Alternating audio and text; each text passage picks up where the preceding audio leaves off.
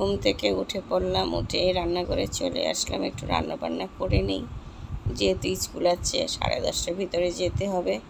সকালে ঘুম থেকে উঠতে ইচ্ছে করে না, তখন মনে হয় চাকরিটা যে কেন নিলাম। তারপরে আবার কিছুটা সময় পর ঠিক হয়ে যায়, কিন্তু ওই প্রথম ওঠাটাই মানে অনেক কষ্ট। যেহেতু ঠান্ডার ওষুধ খাই, ঘুমের ওষুধ খাওয়া হয়, তো এই কারণে খুবই কষ্ট হয়। তোমাদের সাথে কথা বলতে বলতে গুড মর্নিংটা দেওয়াই হলো না। গুড মর্নিং, তোমরা সবাই কেমন আছো? আর এই যে এখন মাছ ভাজিটাও হয়ে গেল, এখন একটু আলুটা ভাজি করে নিচ্ছি। আলু ভাজি করে পেঁয়াজটা দিয়ে দেবো, একটু পেঁয়াজ টমেটো দিয়ে রান্না করে নেবো। এই যে এখন পেঁয়াজটাও দিয়ে দিলাম, কারণ পেঁয়াজটা একটু পরে দিলাম, আলুটা তো একটু শক্ত, ওটা একটু নরম হোক এই জন্য। এখন পেঁয়াজটাও দিয়ে দিলাম। এই তরকারিটা রান্না করেই চলে যাব। ডাল আছে আগামীকালের, মানে গতকালের ডাল ছিল ফ্রিজে, তাই চিন্তা করলাম আর কিছু করতে ইচ্ছে করলো না, আজকে একটু মাছটাই রান্না করে নিই। দুপুরে তো হয়ে যাবে, তারপর রাতে যা হওয়ার হবে। আর দ্বীপের জন্য চিংড়ি মাছও নিয়ে নিচ্ছি। এই যে হয়ে গেল, এখন এই যে মাছটা দিয়ে দিলাম, বাবুর জন্য কয়েকটা চিংড়ি মাছ দিয়ে দিলাম, হয়ে যাবে। তারপরে ব্রেকফাস্ট খেয়ে আমরা স্কুলে চলে যাব। আমি আর দীপ আমার সাথেই যাবে।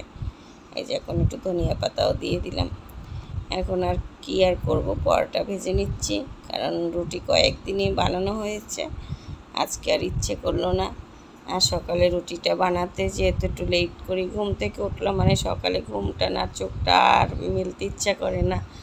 মনে একটাই সান্ত্বনা দিলাম যে আগামীকাল তো শুক্রবার, একটু বেশি করে ঘুমাতে পারবো, এই মনোবল নিয়ে উঠে পড়লাম। তো পরোটা একটা ভাজা হয়ে গেল, এখন বাবুকে ডিম পোচ করে দিয়ে দেবো। বাবু নাস্তাটা করে নেবে, তারপর আমিও করে নেব, করে দুজন স্কুলে চলে যাব। এই যে বাবু ডিম পোচটাও দিয়ে দিলাম, ও খেয়ে চলে গেল। আর এখন আবার ব্লগটা শুরু করলাম, এই ভিডিওটা মানে রাতে, মানে চিন্তা করলাম রাতে কি করব, যেহেতু আবহাওয়াটাও ঠান্ডা। তা বাবু অনেক দিনই বলছিল যে ও পোলাও খাচ্ছে না, তাই চিন্তা করলাম আজকে একটু ইলিশ পোলাও তৈরি করি। যে ইলিশ মাছটা কেটে নিয়েছি, আমরা 3জন তো, তাই 4 পিস নিলাম।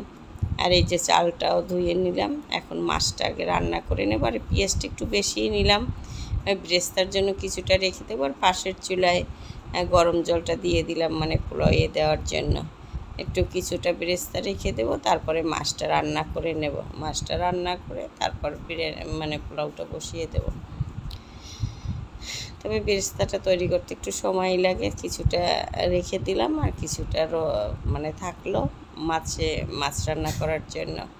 এখন আজকে না মাছটার ভাজবো না, যেহেতু ইলিশ পোলাও তৈরি করব, তো ভাজলে মানে হয়ে যাবে, শক্ত হয়ে যাবে, এটা কাঁচা কাঁচা মানে একটু নরম নরম থাকবে। এই কারণে মশলাটা কষিয়ে তারপরে মাছটা দিয়ে দেবো। আর এখন একটু দিয়ে দিলাম জিরে বাটা, একটু হলুদের গুঁড়ো, মরিচের গুঁড়ো, এটা দিয়ে দিলাম। আর দিয়ে দিলাম দুধ,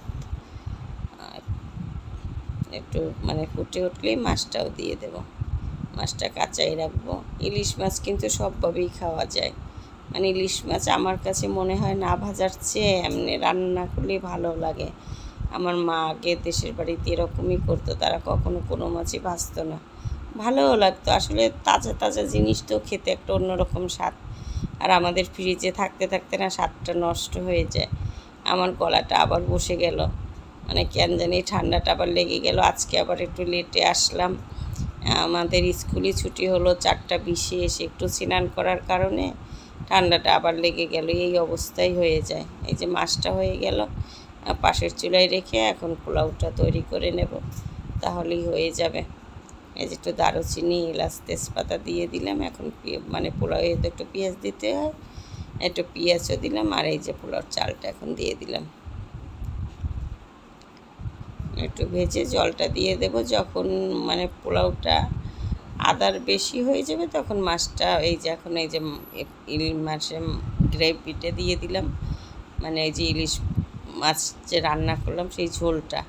আর মাছটা পরে দেবো, যেহেতু মাছ দিয়ে নাড়াচাড়া করলে ইলিশ মাছ তো এমনিতেই নরম ভেঙে যাবে।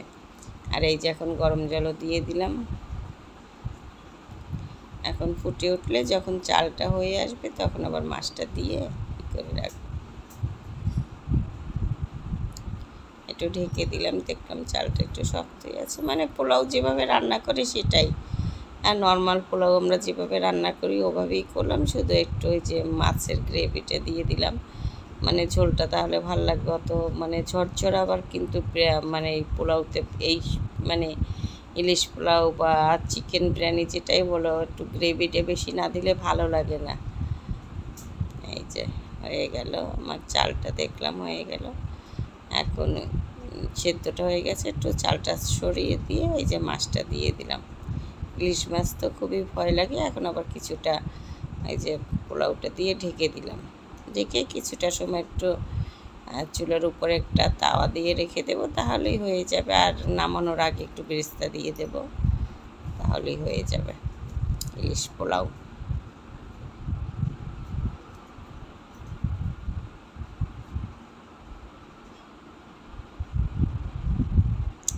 এই যে এখন বাকি আর যে টুকরা পিস ছিল সেটাও দিয়ে দিলাম।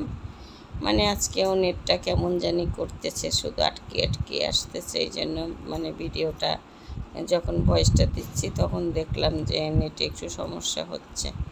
এখন তাওয়াটা দিয়ে বসিয়ে দেব, হালকা তাপে হয়ে যাবে, বেশি 5 মিনিটের মতো রাখলেই হয়ে যাবে। যেহেতু পোলাওটা তো অলমোস্ট হয়েই গেছে, এখন একটু শুধু মশলাটার মাছের ঘ্রাণটা ভিতরে থাকার জন্য যতটা সময় ততটুক সময়।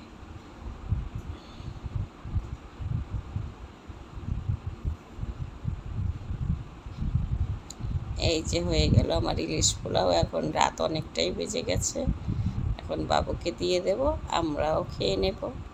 আজকে আমরা ডিনার করে নিচ্ছি। লাঞ্চটা তোমাদের সাথে আর দেখাতে পারলাম না, যেহেতু স্কুল থেকে অনেক লেটে আসলাম, তো তখন আর দেখানোর মতো মানে সময় ছিল না। তাহলে আজকের ব্লগটা এখানেই শেষ করছি। তোমরা সবাই ভালো থাকবে, আর আমার ব্লগগুলো যদি ভালো লাগে তাহলে অবশ্যই একটু লাইক কমেন্ট করো। আর পরবর্তী ব্লগ দেখার জন্য আমন্ত্রণ রইল। এই যে দেখো কত সুন্দর হয়েছে না? তবে উঠাতে একটু লাগতেছে, যেহেতু মাছ তো নরম, যদি ভেঙে না যায়। বাবুকে দিয়ে দেবো, আমরাও খেয়ে নেব। Bye bye, tata.